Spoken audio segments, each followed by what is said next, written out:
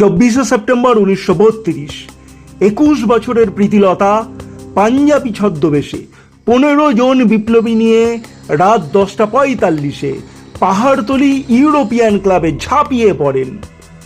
এই ক্লাবটি তখন ভারতীয়দের জন্য নিষিদ্ধ ছিল। বিপ্লবীরা ক্লাবে আগুন ধরিয়ে গুলি চালাতে শুরু করেন। এই হামলায় একজন ব্রিটিশ মহিলা নিহত এবং 11 জন আহত হন। হামলার 10 মিনিটের মধ্যেই ব্রিটিশ পুলিশ পুরো এলাকা ঘিরে ফেলে এবং পাল্টা গুলি চালায়। সংঘর্ষে প্রীতিলতা সহ কয়েকজন বিপ্লবী আহত হন।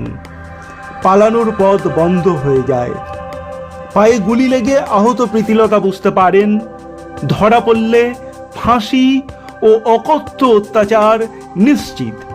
ধরা না দেওয়ার জন্য তিনি আগে থেকেই সাথে রাখা পটাশিয়াম সায়ানাইড খেয়ে নেন।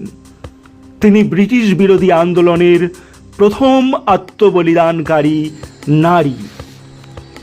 পরদিন পুলিশ তার দেহের পাশ থেকে একটি লিফলেট উদ্ধার করে, যেখানে এই আক্রমণের উদ্দেশ্য লেখা ছিল।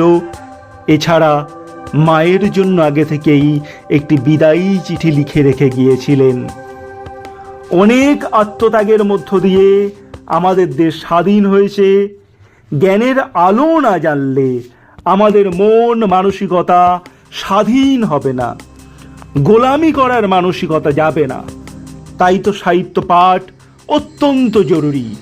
আসুন আজ থেকেই সাহিত্য পাঠের অভ্যাস গড়ে তুলি।